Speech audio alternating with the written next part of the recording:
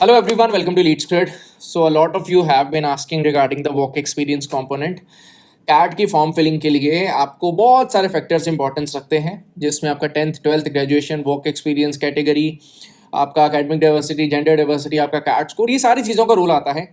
वहाँ पे एक वर्क एक्सपीरियंस का कॉलम भी है एंड बहुत सारे लोग इसके रिगार्डिंग क्वेश्चंस पूछते हैं. तो जो मोस्ट कॉमन क्वेश्चंस हैं आपके work experience related, I will try to cover all of them. अगर आपको कुछ और कंसर्न्स रहते हैं इसके regarding, you can ask in the comment section.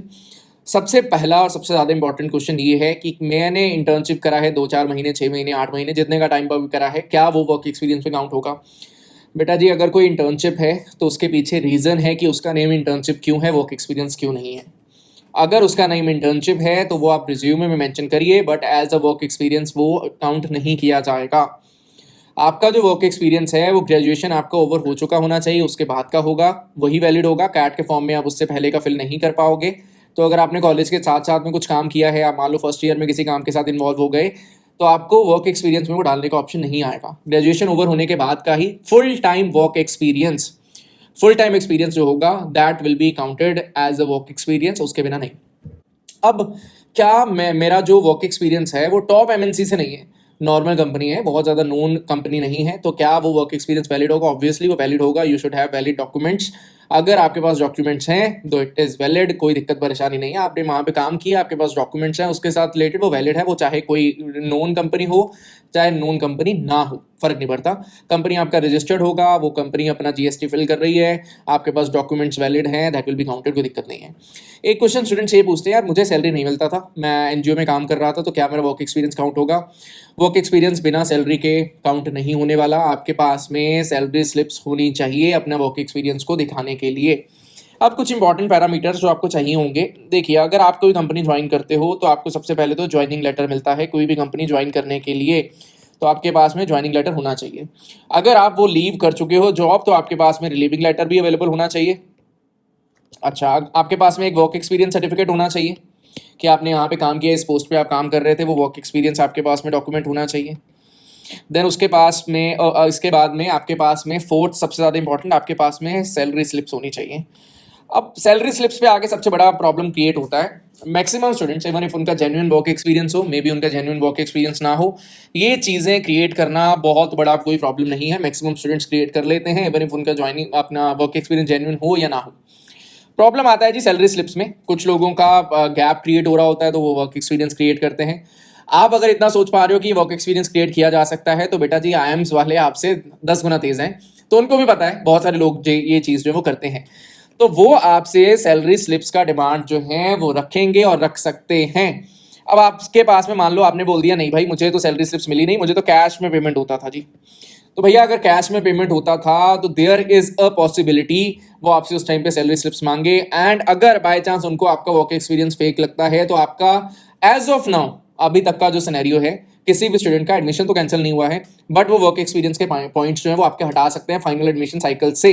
As of now किसी का कैंसिल नहीं हुआ है. आगे क्या होगा क्या नहीं होगा, we are not so sure about it, but as of now किसी का एडमिशन कैंसिल नहीं हुआ, बट वर्क एक्सपीरियंस के पॉइंट्स वो हटा सकते हैं अगर उनको लगता है कि आपका वर्क एक्सपीरियंस जेन्युइन नहीं है. ठीक है. अच्छा, अब आपके पास में कैश में सैलरी आया, भाई मैं क्या करूं? आप सैलरी स्टेटमेंट बनवा सकते हो सेफ साइड के लिए. सैलरी स्टेटमेंट में क्या होगा, कंपनी के लेटर पैड पे सब कुछ मेंशन किया जाएगा कि भाई इस टाइम से लेकर इस टाइम तक इस बंदे ने काम किया है, इतना सैलरी हम उसको प्रोवाइड करते थे, एंड उसमें सारी डिटेल्स जो है वो मेंशन हो जाएंगी. अब सैलरी स्टेटमेंट के लिए भी वो बोल सकते हैं कि भाई कैश में सैलरी है. अगर आप इस चीज़ को सेफर साइड चलना चाहते हो तो बेस्ट केस सिनेरियो ये होगा कि आपके बैंक अकाउंट में पेमेंट आना चाहिए हर महीने की कुछ पर्टिकुलर डेट्स के अंदर अंदर. मान लो आप 3 4 5 हर मंथ की डेट में आपका सैलरी आ रहा है, तो आप उसी दिन पे अपना सैलरी जो विथड्रॉ करना स्टार्ट कर दो. मे बी आपके फादर का कंपनी हो, मे बी आपके नोन में कहीं कंपनी हो, आप वहाँ पे काम कर रहे हो, मे बी आप जेन्युइनली काम कर रहे हो, मे बी आप जेन्युइनली काम नहीं कर रहे हो, बट आपको पेमेंट आना चाहिए at least for the recent months. So that अगर वो डिमांड करते हैं, अगर नहीं डिमांड करें दैट इज फाइन, फिर तो चलेगा, कोई दिक्कत नहीं है. बट अगर वो डिमांड करते हैं तो आपके पास डिटेल्स होनी चाहिए सो दैट आप उनको प्रोवाइड कर पाओ. दोबारा से बोल रहा हूँ, एज ऑफ नाउ किसी का भी एडमिशन कैंसिल नहीं हुआ, मैंने आज तक नहीं सुना इस चीज़ को लेके. बट अगर उनको लगता है कि आपका वर्क एक्सपीरियंस जेन्युइन नहीं है, कुछ गड़बड़ है, तो आपका जो पॉइंट्स हैं जो वर्क एक्सपीरियंस के बेसिस पे आपको मिलते हैं वो हटाए जा सकते हैं. तो उसके लिए रेडी रहिएगा. एंड आपके पास में नॉलेज पूरा होना चाहिए, जो भी आपने जो काम वहाँ पे किया होगा उस चीज़ के रिगार्डिंग आपसे पूछा जाएगा कि भाई आप क्या काम कर रहे थे, कैसे आपने हैंडल किया था, जो भी XYZ डिटेल्स होंगी उस वर्क एक्सपीरियंस रिलेटेड आपसे पूछी जा सकती हैं, तो आपके पास में होना चाहिए। सेफ साइड बस ये कर लो, अगर आपके पास कैश आप दिखाने का प्लान कर रहे हो तो आपके पास में बैंक अकाउंट में ट्रांसफर अमाउंट होना चाहिए, सो दैट अगर आपसे सैलरी स्लिप्स जो है वो मांगी जाती हैं तो आप अपना बैंक स्टेटमेंट दिखाकर अपना काम चला पाओ। So that is all from my side. I hope so आपको ये सारी चीज़ें क्लियर हो चुकी हैं। अगर आपने पार्ट टाइम काम किया है, आप ट्यूशन्स पढ़ा रहे थे या कहीं पे भी पार्ट टाइम काम किया, डॉक्यूमेंट्स में पार्ट टाइम मेंशन्ड है, full time work experience mention नहीं है, then it will not be counted. अच्छा, एक चीज़ और मुझे याद आया, बहुत सारे लोग ऐसे भी होंगे जिन्होंने अपना बिजनेस स्टार्ट किया होगा, सेल्फ एम्प्लॉयड होंगे, कुछ काम कर रहे हैं या कोई ऐसा प्रोफेशन है कि वो काम वहाँ पे कर रहे हैं। तो आपका जो है अगर GST रजिस्टर्ड कंपनी है, आप अपने डॉक्यूमेंट्स आपके नेम से रजिस्टर्ड डॉक्यूमेंट्स होंगे आपके पास अवेलेबल, आप ITR फिल कर रहे हो, आप वो डिटेल्स दिखा सकते हो, वो भी एज अ वैलिड एक्सपीरियंस जो है वो माना जाएगा, उसमें कोई परेशानी नहीं है। बात यह है कि आपके पास में अगर कोई भी चीज़ जेन्युइन है तो कभी भी आपके लिए प्रॉब्लम क्रिएट नहीं होगा। जो भी डॉक्यूमेंट्स होंगे अगर आप अब उस टाइम पे नहीं दिखा पाते, वो आपसे डिमांड करेंगे तो आप तब दिखा पाओगे, that is not a problem for you. तो अगर तो जेन्युइन एक्सपीरियंस है, आपके पास इक्का दुक्का डॉक्यूमेंट ऊपर नीचे होगा भी, दैट विल बी फाइन, वो हैंडल हो जाएगा। बट अगर आपका जेन्युइन नहीं है, कैश में आपका सैलरी आ रहा है, मैं तुम्हारे लिए ही बात कर रहा हूँ जो ये वीडियो ओपन करके देख रहे हो, अगर कैश में सैलरी आता है बैंक अकाउंट में डलवाना स्टार्ट कर दो, सो दैट वो शोकेस कर पाओ। अब अगर उनको जेन्युइन ना लगा तो वो आपके पॉइंट्स कैंसिल आउट कर सकते हैं work experience related. As of now आज तक किसी का एडमिशन कैंसिल नहीं हुआ, बट अगर वो इस चीज पे आते हैं वो कर भी सकते हैं।